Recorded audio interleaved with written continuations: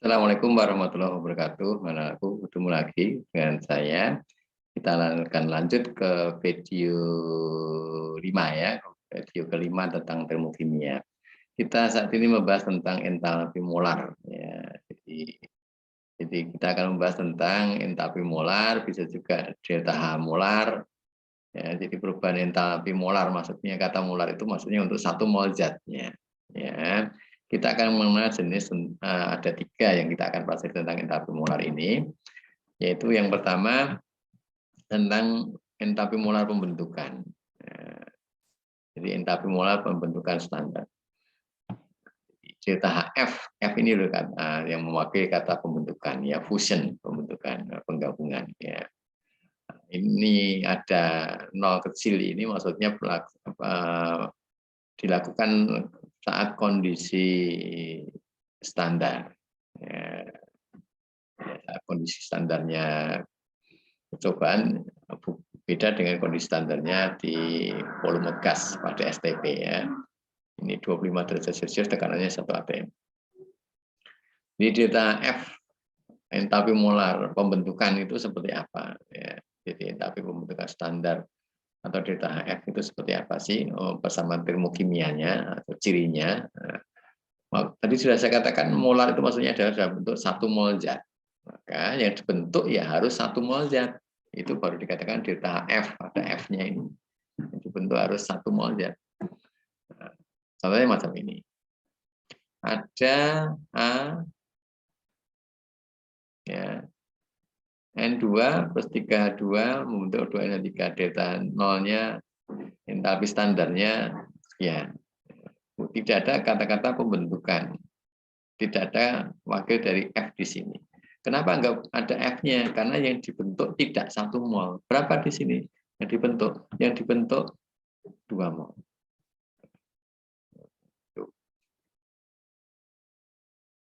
Nih, jadi kenapa di sini tidak ada F-nya seperti yang saya ingin kita akan bahas ini, karena yang dibentuk 2 mol. Kemudian di sini delta HF 0.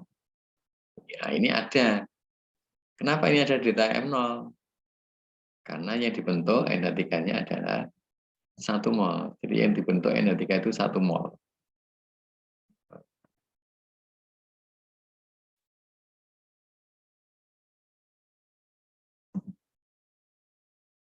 Ini SO3 macam ini. Bro, kok tidak ada yang F-nya di sini? Padahal yang dibentuk 1 mol. Apa penyebabnya ini?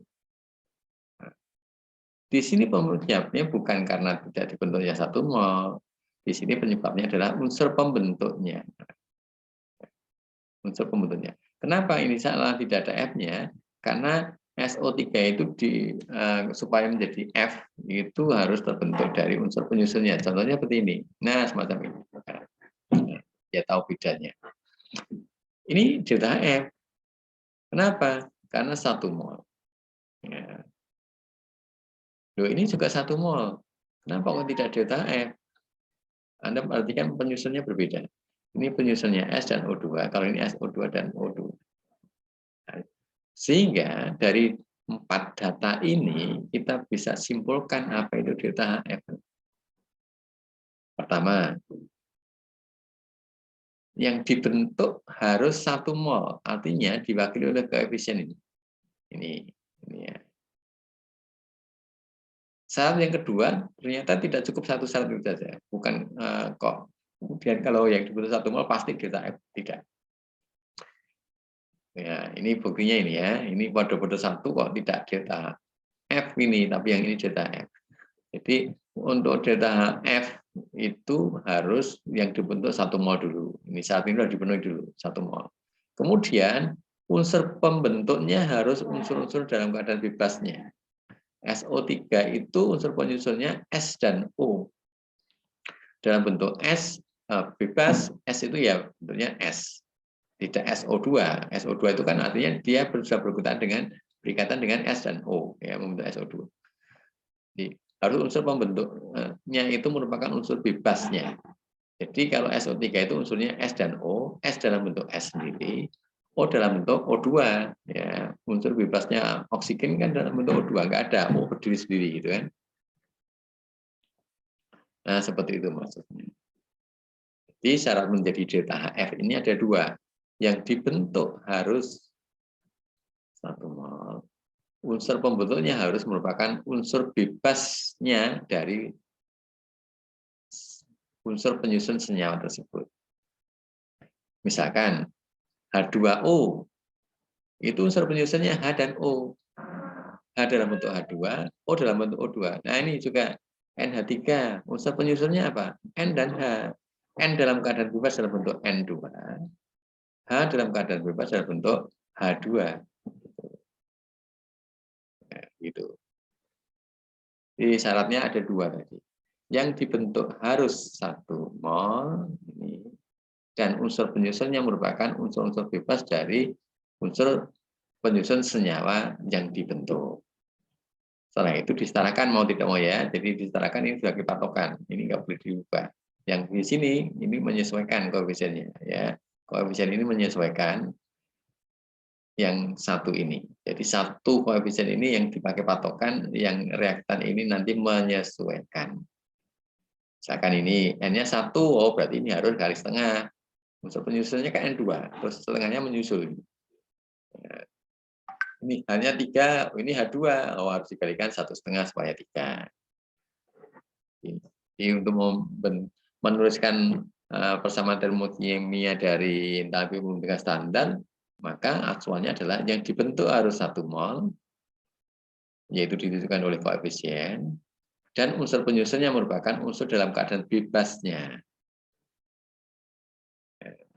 Kalau SO2 itu bukan unsur dalam keadaan bebasnya, karena dia saat itu berikatan dengan oksigen. Itu namanya bukan unsur bebas dari S.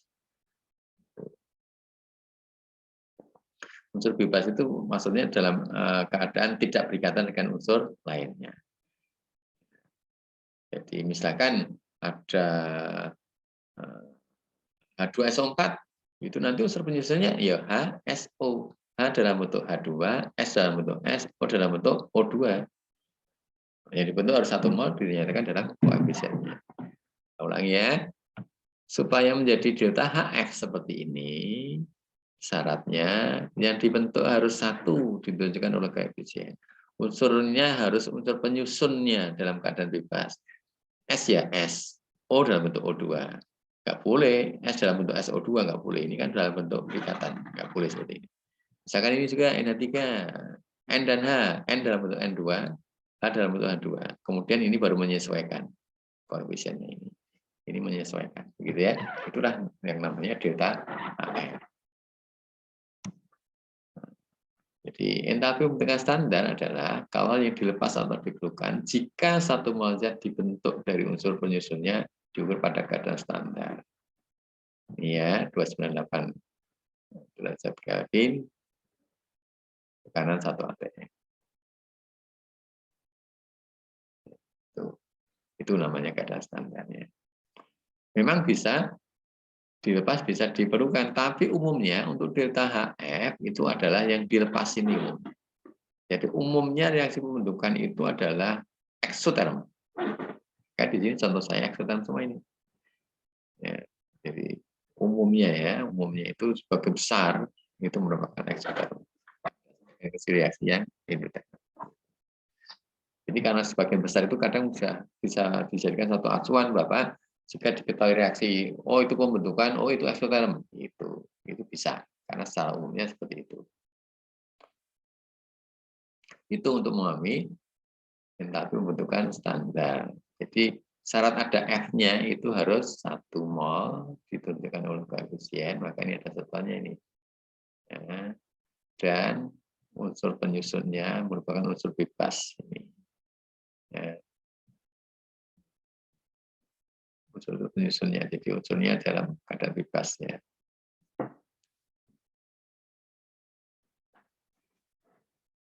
Berikutnya, entalpi penguraian standar. Ini tidak saya jelaskan detail karena ini kebalikan dari pembentukan. Ya. Ini kebalikan saja dari pembentukan. Kalau tadi dibentuk 1 mol, kalau ini berarti diuraikan, yang diuraikan 1 mol. Ya harus menjadi Kalau ini kan diuraikan kan berarti menjadi apa? Unsur penyusunnya. Jadi kalau kita lihat begini, saya tampangkan langsung saja. Yang delta HD hanya 2. Yang 2 tidak. Kenapa? Kalau yang 2 ini alasannya, yang atas ini alasannya apa? Yang diuraikan 2 mol. Walaupun ini menjadi unsur penyusunnya. Tapi yang diuraikan 2 mol, maka tidak ada delta HD di sini. Kalau ini ada delta HD-nya karena yang diuraikan 1 mol dan unsur penyusunnya. Ini plus berarti apa? Endoterm. Kemudian, ini kenapa yang ini delta HD ini tidak? Perhatikan. Walaupun ini yang diuraikan sama-sama 1. Kalau ini bukan unsur penyusunnya, kalau ini unsur penyusunnya, SO2 dan O2. Ini sorry ya, 2-nya di bawah ya, seperti ini ya. 2, ini 2 gitu ya. SO2 dan O2. Ini gas juga ya. Bukan saya kasih gas. Seperti itu. Jadi kenapa ini bukan delta HD? Karena bukan menjadi unsur penyusunnya walaupun yang diuraikan 1 mol. Kalau ini delta HD karena yang diuraikan 1 mol dan menjadi unsur penyusunnya. Jadi inti penguraian standar delta HD adalah kalau yang dilepas atau diperlukan jika 1 mol zat diuraikan menjadi unsur-unsur penyusunnya diukur pada keadaan standar. Nah ini yang saya miring ada diperlukan. Artinya apa? Umumnya penguraian itu endoterm. Ya, jadi kok reaksinya kok menguraikan? Oh berarti prediksi kita endoterm, gitu ya.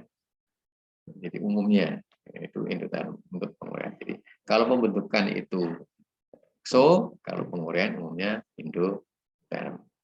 Walaupun ada sebagian kecil yang merupakan eksoterm kalau ya kecil, tapi umumnya penguraian itu endoterm atau diperlukan kalau untuk menguraikan kan bentuk kalar umumnya kan begitu. Lagi entalpi pembakaran standar. Kalau delta Hc, nah, pembakaran itu C, combustion ya. Pola pikirnya ada kata C ada huruf C ini berarti yang dibakar harus 1 mol juga. Nah, begitu. Ini delta Hc. Nah, ini sama-sama yang dibakar, yang pembakarnya S. Ya, yang dibakar ini, pembakarnya ini. Jadi sama-sama yang dibakar 1 mol, nanti saya katakan delta H itu salah satu zatnya adalah 1 yang dibakar 1. Tapi yang satunya delta H, yang satunya bukan. Jadi kalau S itu dibakar sempurna hasilnya O2.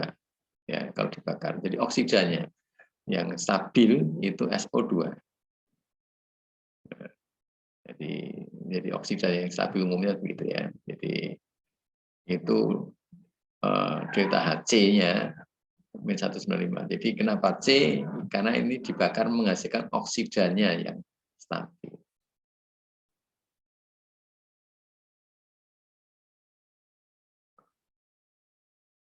Kalau dulu ada juga yang mengatakan menjadi oksidanya yang sempurna. Itu waktu kuliah itu dikatakan oleh dosen saya dibakar menghasilkan oksidanya yang sempurna itu yang delta Hc. Gitu. Jadi ini bukan delta Hc karena menghasilkan SO3. Sama-sama 1 mol yang dibakar, tapi ini yang delta Hc, jadi ini yang bukan. Jadi kalau S dibakar itu yang delta Hc yang menghasilkan SO2. Gitu ya. Kalau ini ya delta H, tapi tidak pakai C. Sama-sama dibakar, tapi bukan delta Hc. Ini pembakaran juga sama, pembakaran juga. Tapi nggak boleh dikasih tanda C. Alasannya tidak menghasilkan oksida yang sempurna atau stabil tadi. Ini, nah ini juga begitu alasannya. Ini delta Hc ini tidak. Sama-sama yang dibakar 1 mol. Kenapa? Ini hasilnya CO2, oksida stabil ini, ya, atau oksida tadi saya katakan oksida sempurna tadi, ini CO. Ya, pembakaran tak sempurna ini. Ya, pembakaran tak sempurna. Maka di sini bukan delta Hc, yang ini yang delta Hc. Itu bisa dikatakan pembakaran sempurna tadi menghasilkan CO2. Yang menghasilkan CO tidak boleh kasih delta Hc. Walaupun sama-sama 1 mol. Ini bedanya. Kenapa kok ini boleh, ini tidak? Pakai C, ini pakai C, ini juga tidak. Ya, jadi pembakaran sempurna C. Nah, hidrokarbon itu menghasilkan CO2. Bukan CO. CO ini kan hasil pembakaran yang tak sempurna. Sama seperti C dibakar. C menjadi C plus O2 menjadi CO2 dan C plus O2 menjadi CO. Mana nanti yang bisa mendapatkan simbol delta C yang menjadi CO2? Seperti ini. Nah, kalau ini walaupun menghasilkan sempurna, pembakaran sempurna yaitu CO2, kenapa kok tidak boleh delta C? Karena di sini yang dibakar 2 mol, jadi nggak boleh pakai delta C. Jadi C itu standar molar tadi untuk 1 mol. 1 mol. Jadi kalau ini dikalikan 2, nah, kan sama ini. Nah, maka kalau di sini tadi misalkan min 2A, min A, maka di sini min 2A. Karena ini 1 mol, ini 2 mol. Ini bedanya. Jadi ini yang bikin salah 2 molnya yang dibakar. Kalau ini yang bikin salah pembakarannya yang tak sempurna.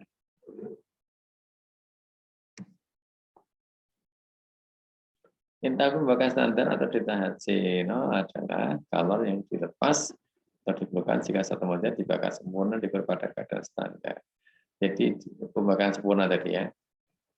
Umumnya memang pembakaran itu hampir bisa dikatakan hampir semua merupakan eksoterm, melepas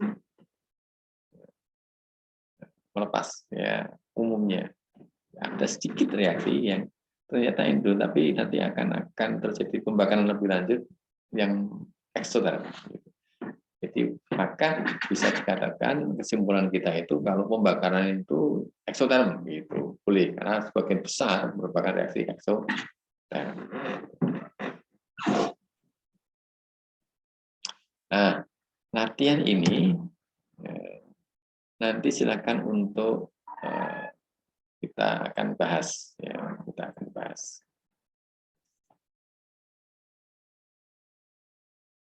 Bentar ya. Ya, kita lanjutkan. Jadi kita akan latihan 3 soal ini, kita akan bahas bersama, nanti ada bahan diskusinya ya. Ini, ada 3 nomor ini, kita akan coba bahas satu persatu.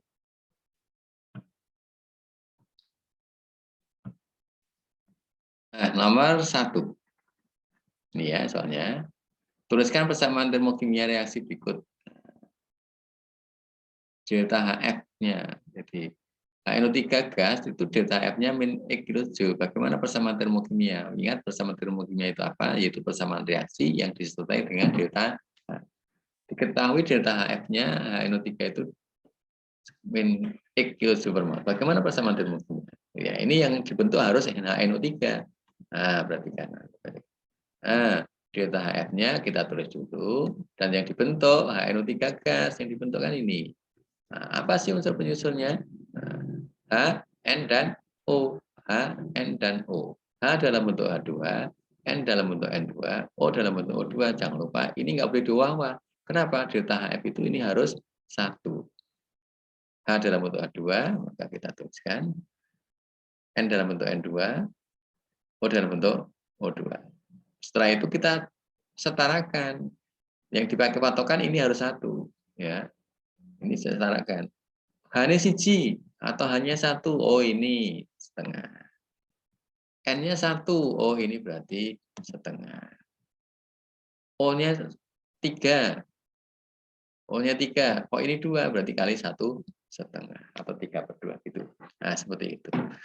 Jadi delta HF ditulis sekian, yang dibentuk dulu ditulis, dan ini harus 1, kemudian penyusunnya HNO. H bentuknya H2, N dalam N2, O dalam bentuk O2. Ini, terus baru disetarakan, selesai. Itu caranya. Sehingga yang B juga seperti itu caranya. Delta F-nya ditulis. Ini. Apa yang dibentuk? AgNO3. Apa unsur penyusunnya? Ya AgNO. Ag dalam bentuk Ag berdiri sendiri, dia logam. N dalam bentuk N2, O dalam bentuk O2, maka kita tulis saja Ag logamnya solid, N2 dan O2, baru disetarakan. Ag-nya sudah sama. N-nya ini 1, oh ini baru setengah. O-nya ini 3, oh ini berarti 3/2. Selesai, karena ini nggak boleh dua di sini. Nah, ini menyesuaikan. Itulah cara membuat persamaan termokimia dari delta H. Nanti kalau delta HC atau delta HD, pola pikirnya sama. Karena saya memberikan contoh yang delta H. Pola pikirnya sama, gitu ya. Kalau ini nomor 2, pada pembentukan 12 gram MgSO4 solid dibebaskan 177. Tuliskan persamaan termokimia reaksi pembentukan MgSO4. Jangan lupa, persamaan termokimia reaksi pembentukan itu yang dibentuk harus 1 mol. Harus 1 mol. Maka yang 12 gram ini dengan notabene membebaskan 107 kJ, kita harus tahu dulu ini berapa mol ini. Setelah tahu berapa mol, terus kita akan cari berapa deltanya nanti kalau 1 mol. Maka langkah pertama, kita harus cari dulu molnya ini. Mol datanya massa apa? Nah, mol datanya massa, ya massa per mr atau massa per mm, massa molar. Ini kita hitung dulu. Gitu kan? M-nya 120 ini, nanti kalau kamu hitung itu 100 MgSO papat itu 120. Ini saya bikin mudah ini, memang 12 per 120 0,1. Nah, ternyata 12 gram itu 0,1 mol. Yang di 0,1 mol itu membebaskan berapa? 107. Membebaskan artinya eksoterm. Artinya apa? Deltanya negatif. Yang diinginkan berapa? Diinginkan apa? Persamaan termokimia reaksi pembentukan. Berarti harus berapa mol? 1 mol. Gampang nih. Kalau 0,1 mol itu min 107, dibebaskan kan berarti min ya, ceritanya min 107. Kalau 1 mol berapa? Itu mudahnya seperti itu. 12 gram dirubah ke mol dulu. Oh ternyata 12 gram itu membebaskan 107. Oh berarti deltanya min 107 ya. Kalau 0,1 mol itu min 107, kalau pembentukan MgSO4 itu harus 1 mol. Kalau 1 mol berarti harus berapa delta? Itu saja. Maka kamu bandingkan seperti yang sudah-sudah itu. Nah, semacam ini. Jangan lupa, delta 1 kita posisikan yang dicari. Yaitu apa? Persamaan termokimia reaksi pembentukan, berarti yang untuk 1 mol. Dari ini untuk 1 mol. Ini data yang diketahui. Berapa ini? Dibebaskan 107. Artinya min 107. 107. Yang duanya berapa? Ya 12 gram ini. Oh, 12 gram itu berapa mol? Sudah kita hitung 0,1. Maka tinggal memasukkan tetap min 107. Kenapa min? Karena dibebaskan. N1-nya untuk berapa? Pembentukan 1 mol, ini untuk 1 mol. Nah, dibagi untuk berapa mol? Untuk 12 gram itu ternyata 0,1. Nah, tinggal ke sana kan. Tinggal kita hitung delta 1 sama dengan itu.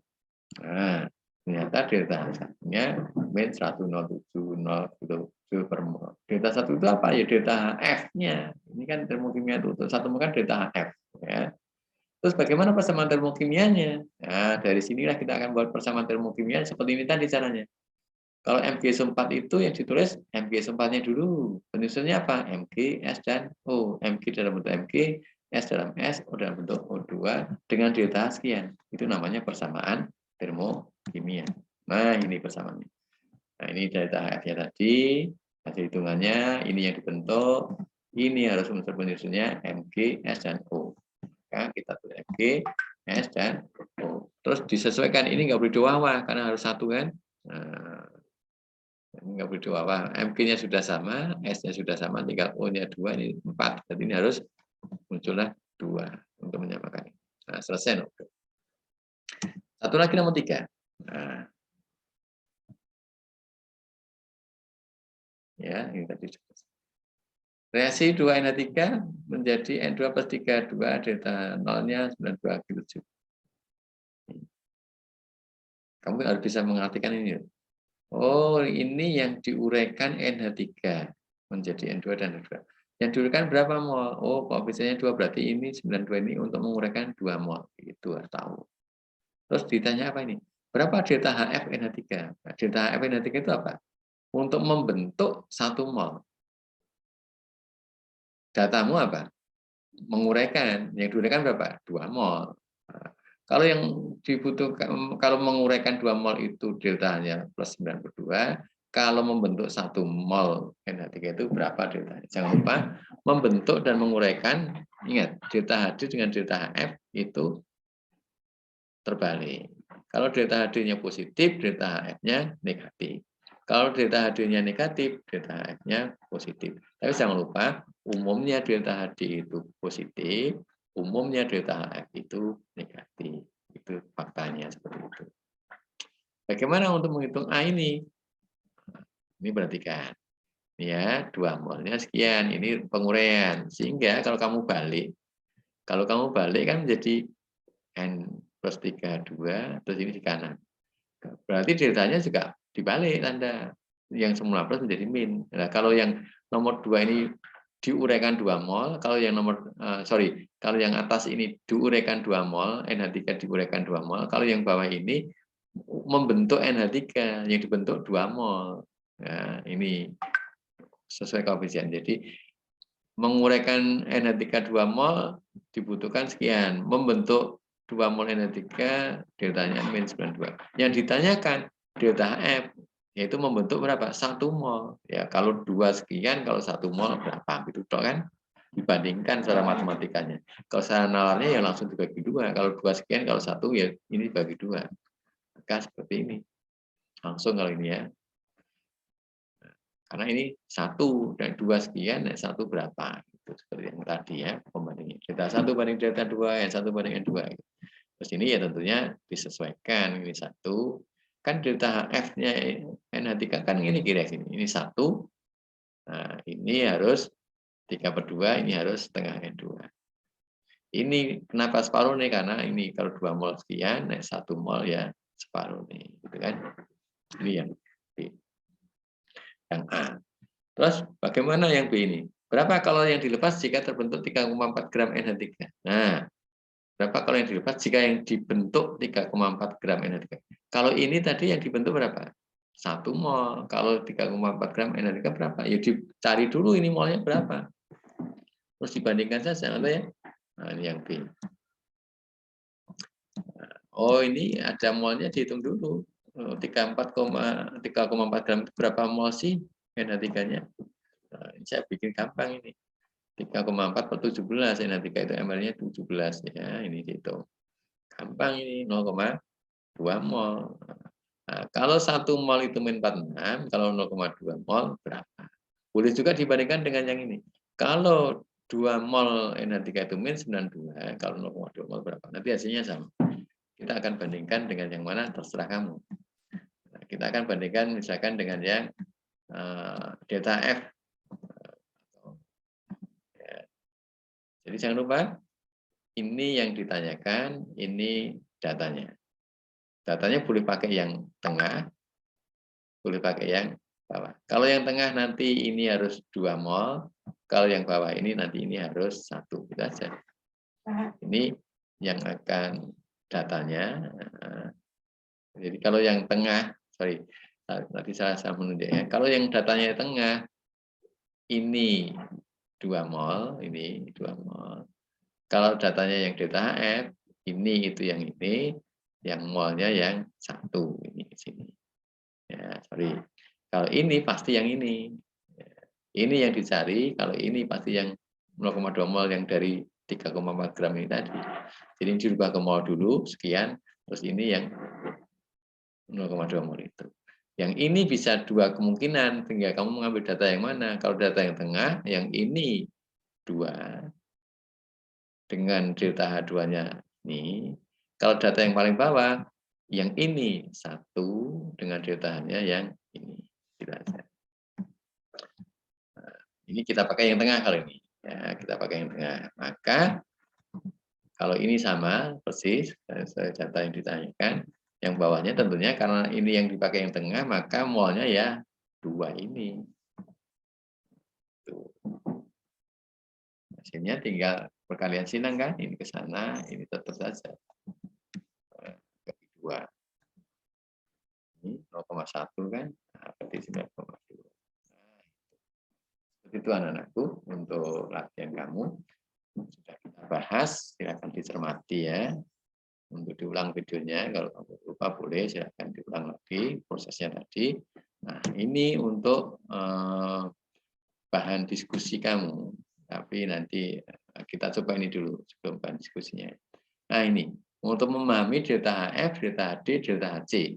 F tadi pembentukan harus 1 mol unsur penyusunnya, delta HD penguraian harus 1 mol menjadi unsur penyusunnya. Ini dibakar 1 mol. Mana yang benar ini? Dari 5 ini. Harus urut ya, delta F dulu, delta HD, baru delta HC. Delta F-nya yang mana ini? Kita cari aja. Mana yang delta F? Pembentukan. Ini pembakaran. Ini pembakaran. Ini penguraian. Ini penguraian. Oh, ini NO jadi ikian. Ini pembentukan ini H2 plus O2 menjadi H2O. Nah, ini ya H2O. Dan ini harus 1, betul kan? 1. Jadi ini harus 1, ini unsur penyusunnya ini. Maka yang nomor 5 ini merupakan delta HF. 5. Oh, berarti kalau pilihan ganda macam ini jawabannya pasti E. Tapi kita buktikan. 5, 3. Delta HD-nya nomor 3. Ini kan? Nah, ini nomor 3.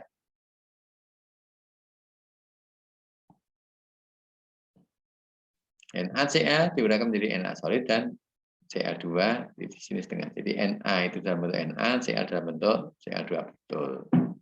Ya, ini contoh delta HD.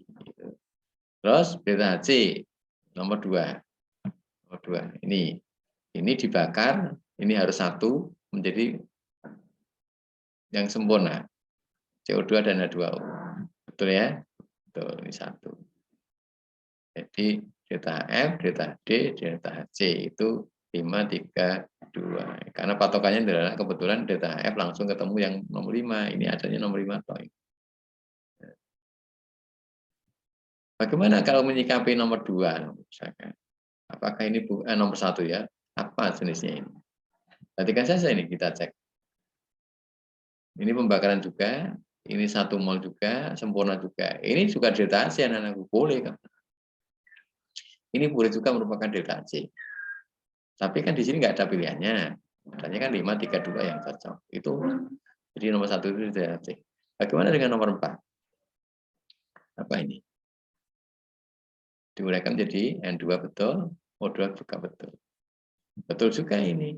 Ya, betul juga. Karena diuraikan 1 mol. Tapi kan tidak ada urutannya betul. Karena kuncinya di sini delta F-nya kan. Delta F-nya kan nomor 5. Adanya di sini nomor 5 kan. 5, 3, 2. Jadi sebenarnya ini delta HC, ini delta HC, delta HD, delta HD, delta HF. Gitu ya.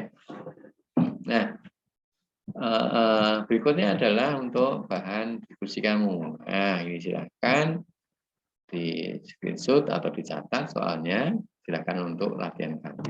Kalau latihan kamu ini sudah saya komplitkan. Ini ada pembakaran, ada penguraian, ada pembentukan. Jadi tadi kan kalau contohnya tadi kan khusus pembentukan, tapi analoginya sama. Silakan untuk didiskusikan. Nanti suatu saat ada video untuk pembahasan bahan diskusi ini. Gitu ya. Terima kasih. Video ke-5 ini kita akhiri sekian. Mohon maaf, muka-muka ada tempatnya. Assalamualaikum warahmatullahi wabarakatuh.